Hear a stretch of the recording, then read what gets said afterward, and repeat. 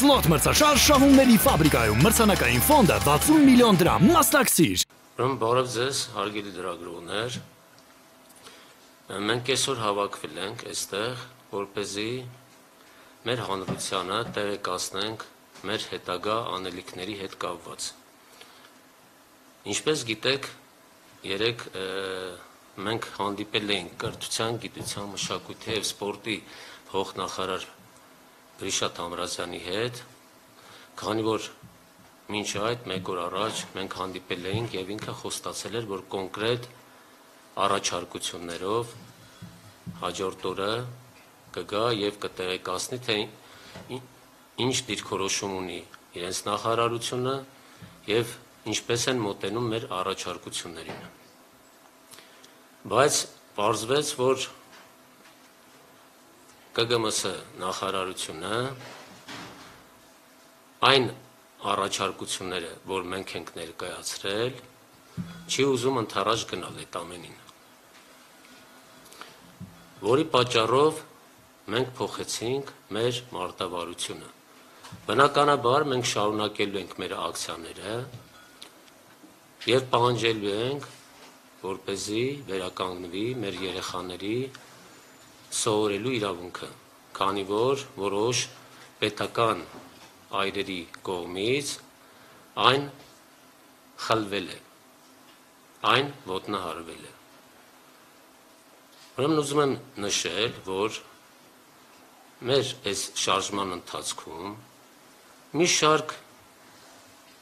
կազմակերպություններ, մի շարք անհատ մարդիկ միշտ զանգերով իրենց անձնական մոտեցումներով հիշեցրել են մեզ, տեղյակ են պահել, որ սատարում են մեր շարժմանը, կանգնած են մեր կողքին եւ պատրաստ են աջակցելու բոլոր այն հարցերում, որի կարիքը մենք կունենանք։ Քանի որ երեկվա հանդիպումից հետո մենք տեսանք, որ ԿԳՄՍ նախարարությունը նախարարի գլխավորությամբ չի ուզում լուծում տալ մեր զավակների, մեր այն դիմորդների իրավական պահանջին, այն է սովորելը բուհում, այդ իսկ պատճառով մենք որոշեցինք, որպեսզի մեր երեխաների իրավական պահանջը արդեն ներկայացնենք դատական ացիաներ։ Մեզ ուրեմն դեռ նախորոք Contra Legem իրավաբանական ընկերության տնօրեն Ալեքսանդր Կոչուբաևի գլխավորությամբ իր աջակցությունն էր հայտնել եւ իր պատրաստակամությունը, որպեսզի մեր շահերը պաշտպանի դատական ացիաներում։ Քանի որ երեկվա իմ եւս երկու ծնողների ու ԿԳՄՍ փոխնախարարի հանդիպումից հետո ես հայտարարեցի, որ արդեն մենք մեր երեխաների շահերի պաշտպանելու համար դատարան ենք դիմելու, այդ իսկ պատճառով ես ընդունեցի պարոն Ալեքսանդր Կոչուբաևի առաջարկը։ Եվ ուզում եմ ձեզ բոլորիդ տեղյակ պահել, որ Ալեքսանդր Կոչուբաևը իր թիմով այսուհետև պաշտպանելու է մեր երեխաների շահերը եւ ինքը դատական ացիաներում կներկայացնի, ինչպես ասեցի, երեխաների շահերը։ Իհարկե, բացի պարոն Կոչուբաևից, հենց առաջին իսկ օրվանից, քանի որ միշտ հետևել է իմ տղայի սայթին, ինձ է զանգահարել, որ ես նախկին ուսանող եմ, ուսանողական խորհրդի նախագահ եմ երկար տարիներ եղել, տնտեսագիտական համալսարանում ընդունող հանձնաժողովի շտաբի պետ եմ 4 տարի աշխատել, շատ լավ տիրապետում եմ ինչ է կատարվում բուհերում, կարող են տեղեր ավելացվել, թե չէ եւ այլը, բնականաբար նման մարդկանց կարիք մենք ունենք, որովհետև որպեսզի մեր հետագա քայլերը ավելի նպատակային լինեն, մենք պետք է նման մարդկանց հետ համագործակցենք, այսինքն համագործակցել ասելը նա է, լսենք իրենց բարի խորհուրդները, լսենք իրենց առաջարկությունները, այդ առումով էլ մեզ է նաև միացել Հովհաննես Հարությունյանը, որի համար մենք նույնպես շնորհակալ ենք, եւ այսօր մենք արդեն ասեցի, որոշել ենք, որպեսզի հաջորդ շաբաթվա մեջ, հավանաբար 3-շաբթի կամ 4-շաբթի օրը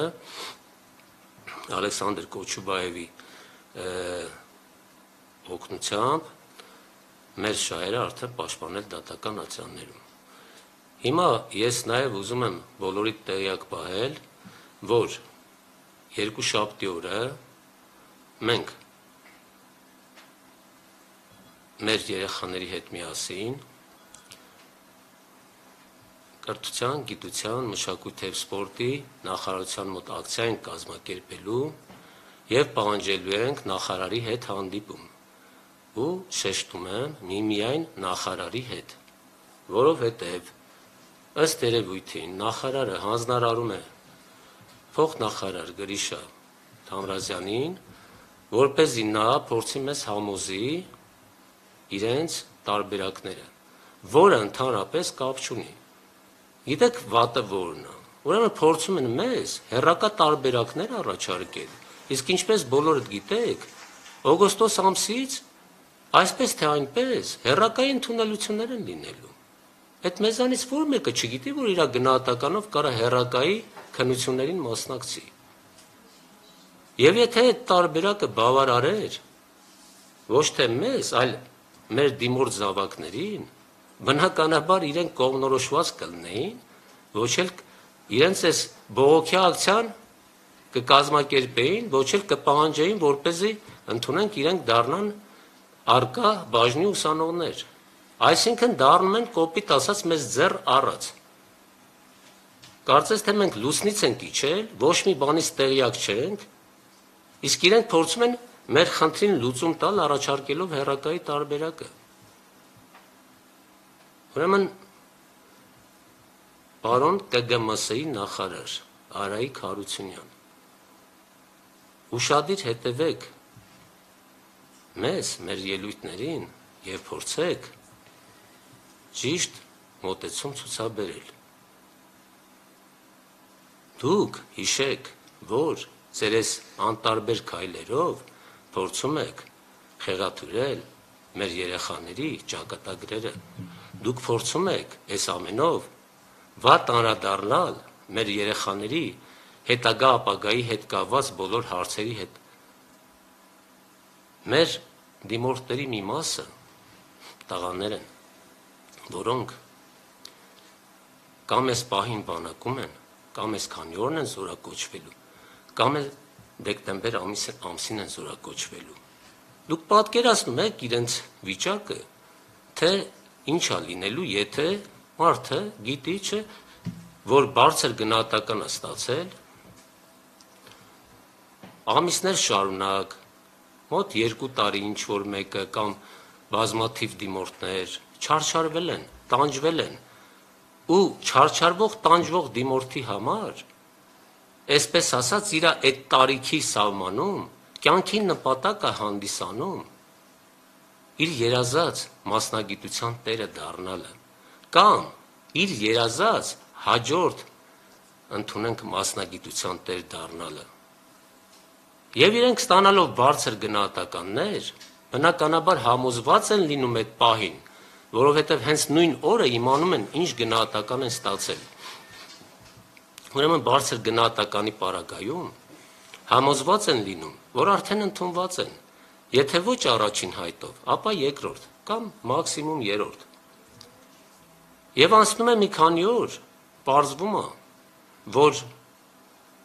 կամ ոչ մի տեղ չեն ընդունվել,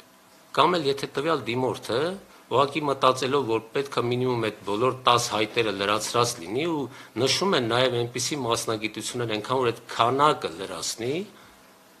վերջին հայտով ինչ որ մի տեղ է ընդունվել։ Պարոն Արայիկ Հարությունյան, դուք փորձեք այս խնդիրը լուծել, որովհետև այս ամենի մեղավորը եւ մենք եւ մեր դիմորդ զավակները առաջին հերթին ձեզ են տեսնում։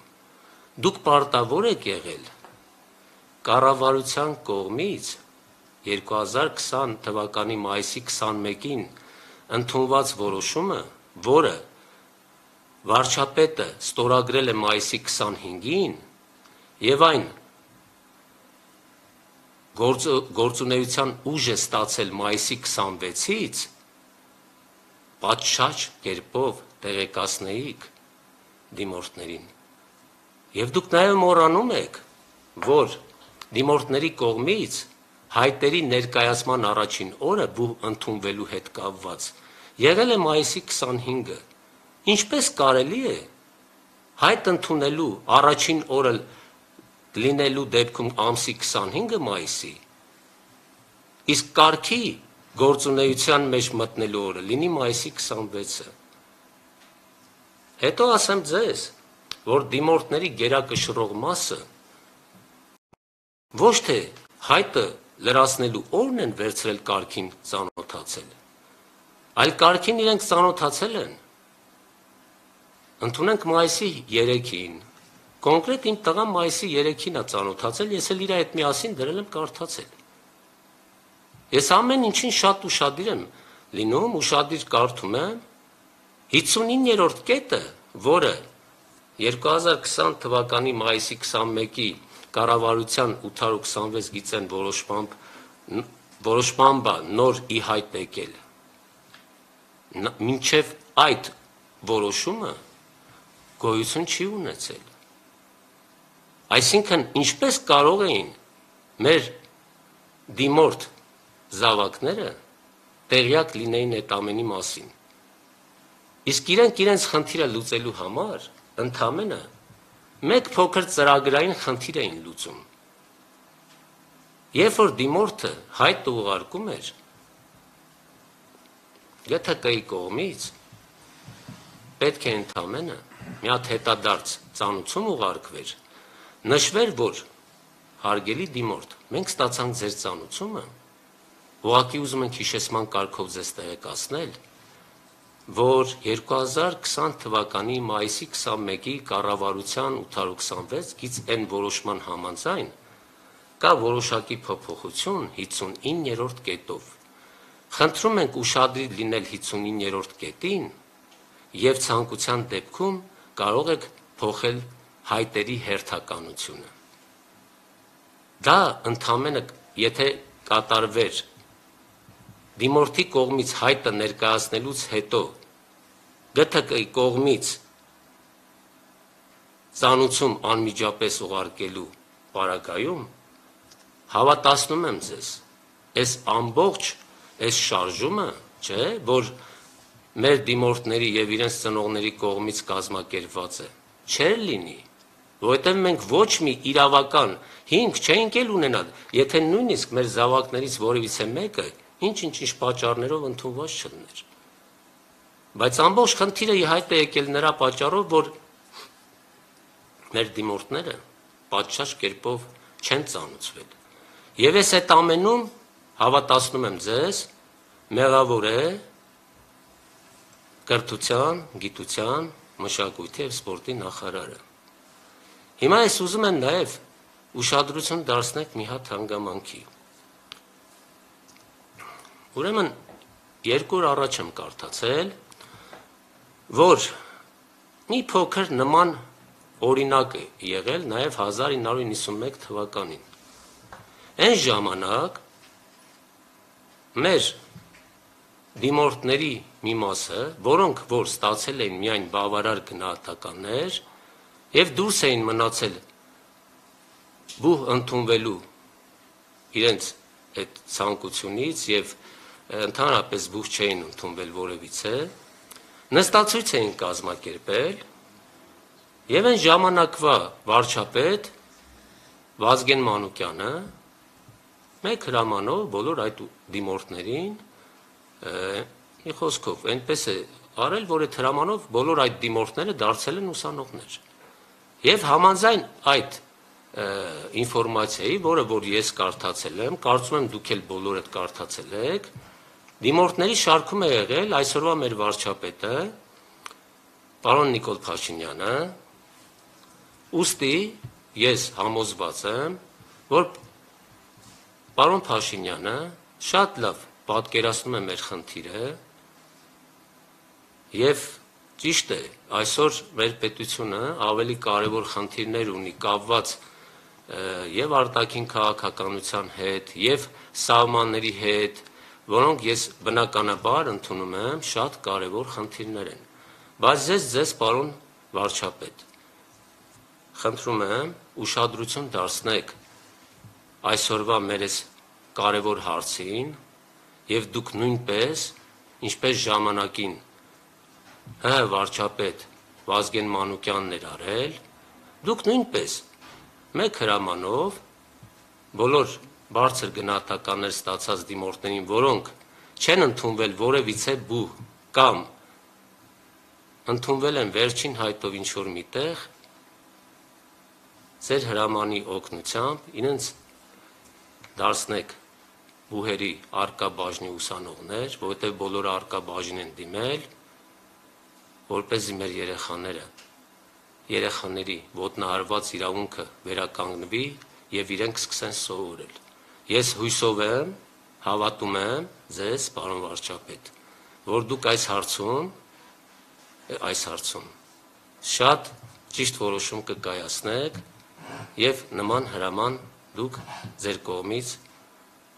կարձանագրեք ու կստորագրեք։